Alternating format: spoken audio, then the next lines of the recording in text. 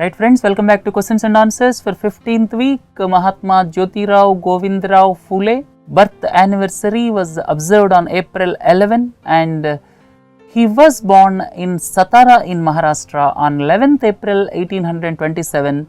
He is a thinker, social reformer and who fought for the eradication of caste system and untouchability. And look at the next question. Prime Minister inaugurated the 3rd Asia Ministerial Conference on Tiger Conservation in New Delhi, and here the program for conservation of tiger in this country is the Project Tiger. Project Tiger is the flagship program of government to conserve tiger population, and it was launched in 1973. And for implementation, a statutory body was created by name NTCA. NTCA is National Tiger Conservation Authority. National Tiger Conservation Authority is the statutory body for implementation of Project Tiger, and for this year 2016-17 budget allotment is rupees 380 crores. And please don't forget, our national animal is the tiger, and almost 60% of the world's tiger population is in this country, and at present India has 48 tiger reserves, and Rajaji National Park in Uttarakhand is India's 48th tiger reserve. Please don't forget these things. In Maharashtra, water is being transported from Miraj to Latur. Unfortunate thing, actually, water crisis hit alarming proportions in the country, and the worst affected regions are Marathwada region in Maharashtra, Bundelkhand region spanning across two states of Madhya Pradesh and Uttar Pradesh in central parts of the country, and parts of Telangana. These areas are reeling under severe water crisis in recent times. And another important aspect is the temperatures are also soaring to record highs in several parts of the country. And please don't forget, last 2 years 2014-15 were 2 consecutive drought years with deficient rainfall of 12% and 14%, and probably that may be one of the reasons for this acute water crisis across the country. And Latur is in Marathwada region of Maharashtra. Central government will create 5 lakh ponds under Pradhan Mantri Krishi Sinchai Yojana. All of you are well aware about the Pradhan Mantri Krishi Sinchai Yojana. This is for development of irrigation facilities across the country, and under this Pradhan Mantri Krishi Sinchai Yojana, government will create 5 lakh ponds. And if you look at agriculture sector, don't forget about the Pradhan Mantri Fasal Bima Yojana, so as to give insurance facilities to farmers across the country, and at the same time to increase the soil fertility. Soil health cards are planned to be given to all 14 crore farmers by March 2017. Look at the next question. Ceasefire came into force in Yemen since midnight of 10th April, and peace talks are being held in Kuwait. Yemen and Syria, 2 countries are into civil war, and these 2 countries are in West Asia, or you can say Middle East.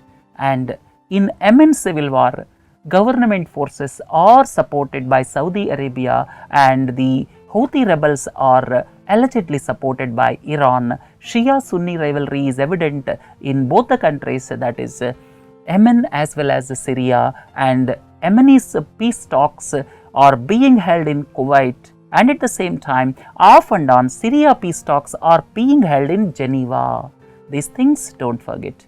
RBI governor launched Unified Payments Interface, and UPI is Unified Payments Interface, and this is managed by National Payments Corporation of India. You may ask, what is NPCI? NPCI is promoted by several banks, basically to integrate digital payments across the country, and NPCI is the force behind this UPI or Unified Payments Interface, and it will allow customers to instantaneously transfer funds across different banks using single identification. Name the country which launched anti-ship surface-to-sea Jarb missile.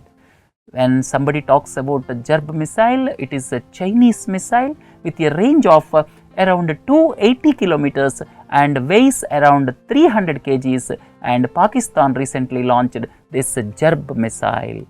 Arseniy Yatsenyuk resigned recently as the Prime Minister of Ukraine, but in Ukraine, please don't forget, power lies with the President.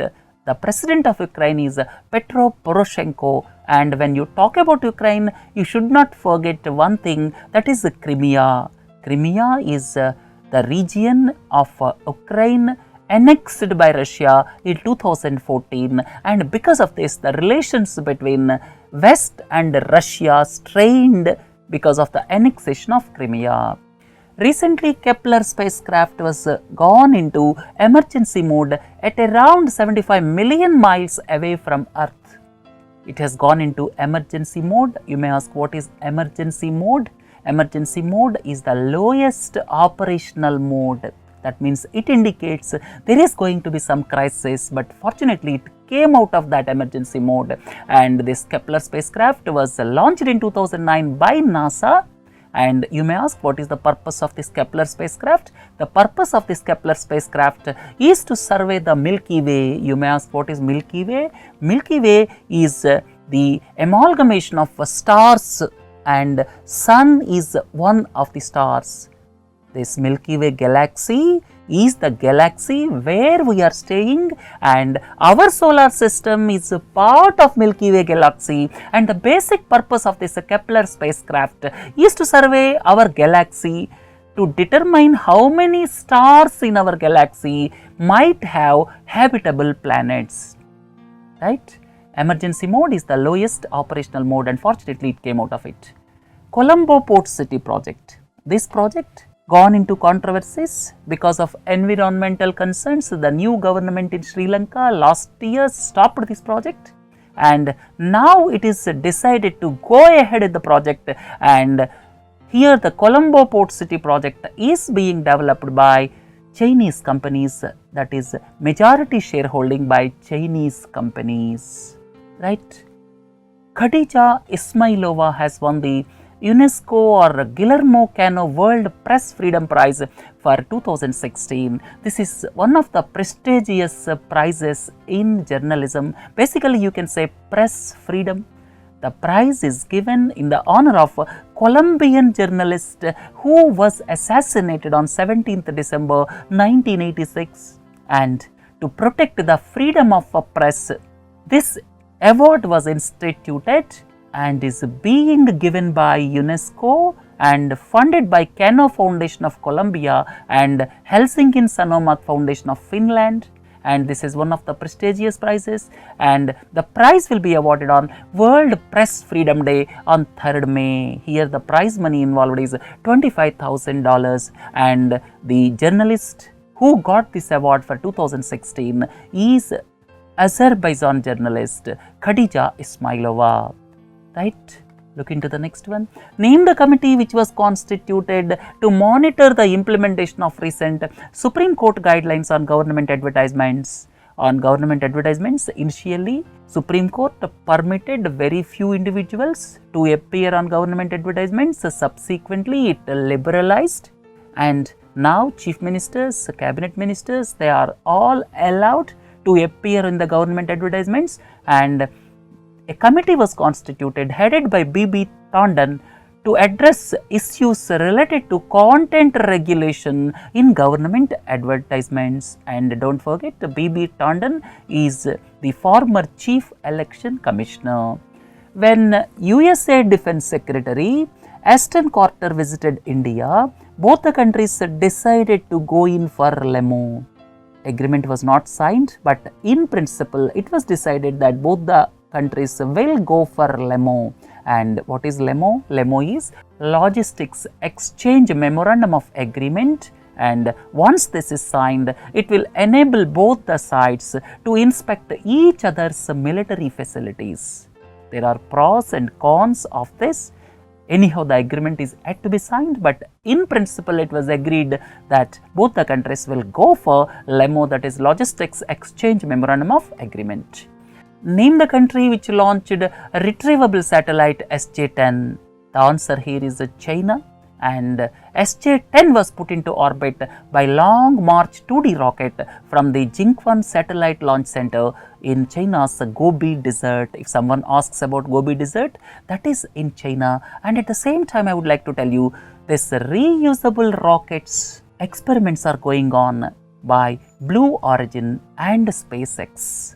Blue Origin is the initiative of Jeff Bezos, and at the same time, SpaceX is the initiative of Elon Musk. Both belongs to United States of America, and lot of experiments are going on with regard to reusable rockets.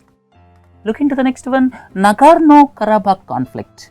This conflict is going on for several years, and this is the dispute between Republic of Azerbaijan and Armenia. Please look into this slide. This is the region sandwiched between Armenia and Azerbaijan, and this dispute is going on for several years, and in detail about this dispute we will discuss sometime later in news analysis. Name the High Court which ordered strict enforcement of the provisions in the Explosives Rules 2008 and also banned use of high-decibel crackers.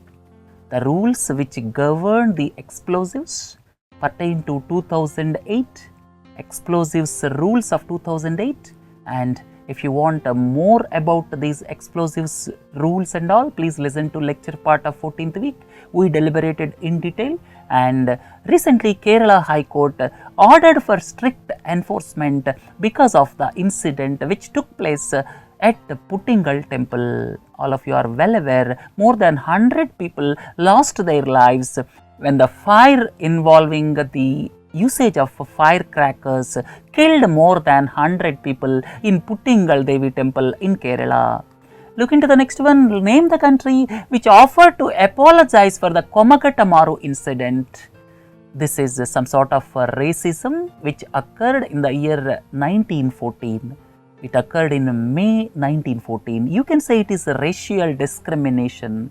Komagata Maru is the Japanese steamship. It was carrying 376 passengers, mostly 6 from India, and was denied entry by the Canadian government, and now Canada government offered apologies for the Komagata Maru incident which occurred in 1914. The capital of Canada is Ottawa and currency is Canadian dollar. Name the country where protests erupted due to the controversial decision to hand over Tiran and Sanafir Islands. These two islands are situated in Red Sea near the Gulf of Aqaba, and recently Egypt decided to hand over these two islands to Saudi Arabia, and the President of Egypt, Abdel Fattah el-Sisi, states that they actually belong to Saudi Arabia but being looked after by Egypt since 1950. Anyhow, it created a lot of controversy, and they are uninhabited islands, and these islands are situated near Gulf of Aqaba in Red Sea. Red Sea is situated between Saudi Arabia and Egypt. Total member countries in Organization of the Petroleum Exporting Countries. At present they are 13, previously they were 12. This Organization of the Petroleum Exporting Countries, OPEC, is headquartered in Vienna, Austria, and the 13th country which was reactivated is Indonesia from 1st January 2016.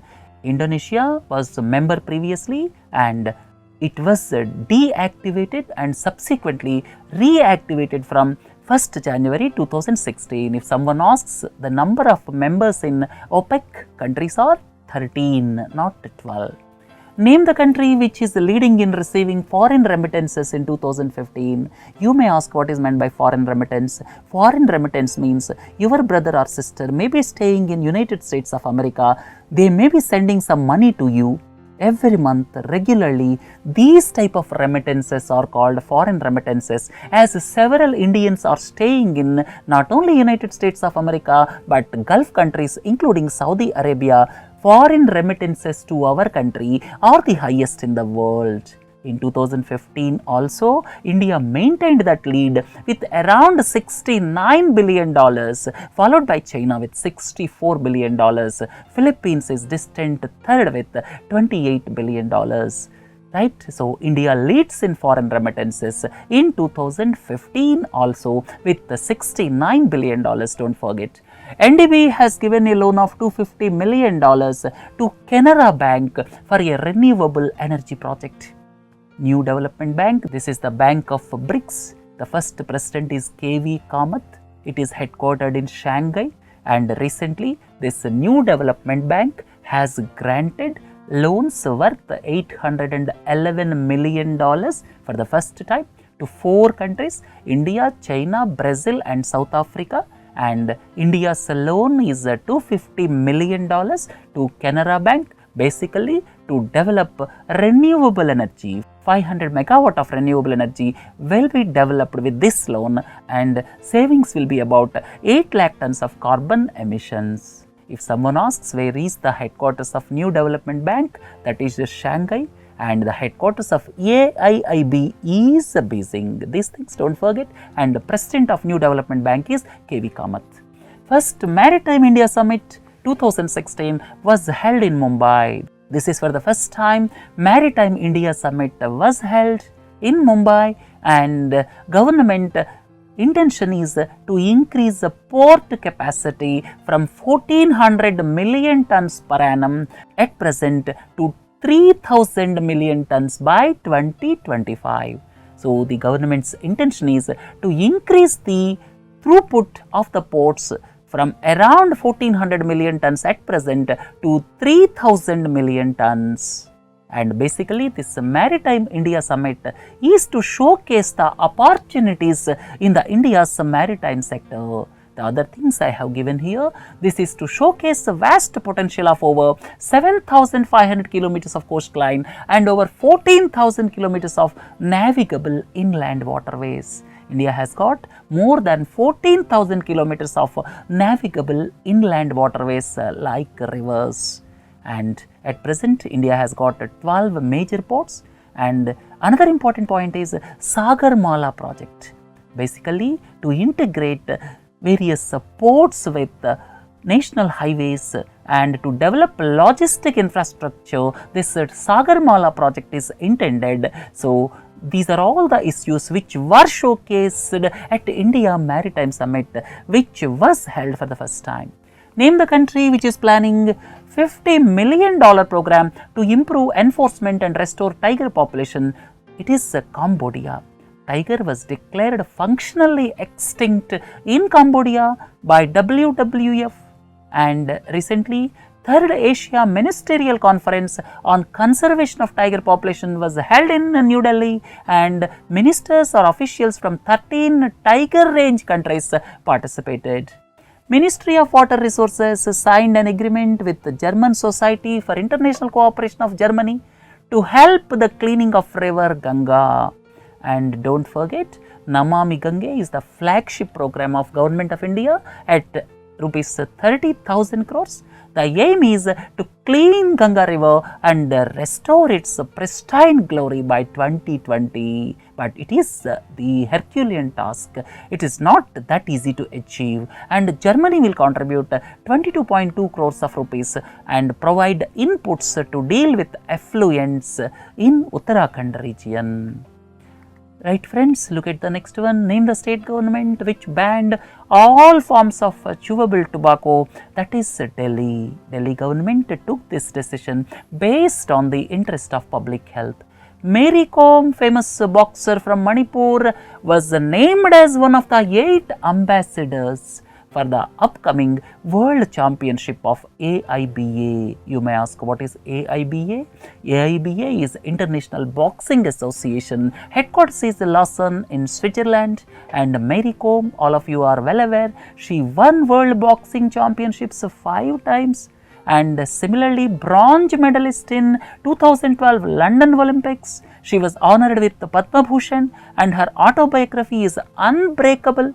And she belongs to Kom tribal community from Manipur, and she will be one of the 8 global ambassadors for the upcoming World Championships of AIBA, and these are going to be held in Astana. You may ask, where is Astana? Astana is in Central Asia, in Kazakhstan, and she will be the one of the global ambassadors.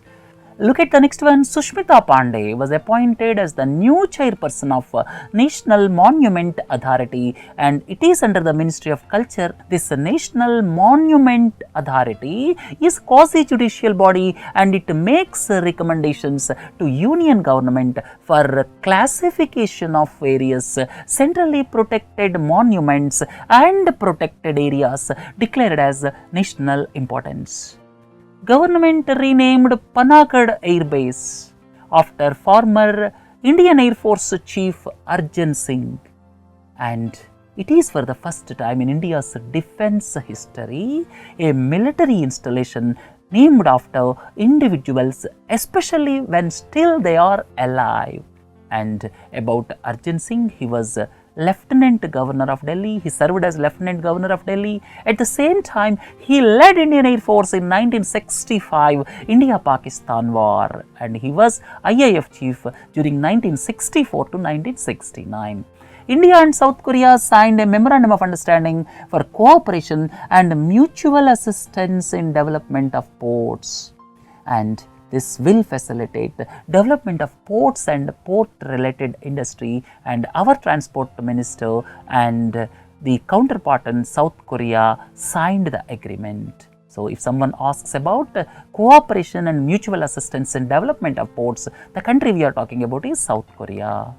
Nauru became the 189th member of International Monetary Fund and World Bank. International Monetary Fund and World Bank, these two are Bretton Woods institutions. After Second World War, they were established basically to improve the conditions in Europe which were badly devastated, to improve the reconstruction aspects in Europe subsequent to 1945. These two institutions were established, and these two institutions are based in Washington, and Nauru will be the 189th member, and you may ask, what is 188th member? 188th member is South Sudan, which joined in April 2012. Now Nauru is the 189th member, and this is a South Pacific island nation. Right? With this, let us conclude the questions and answers. Please do join for other modules. Have a nice day. Thank you.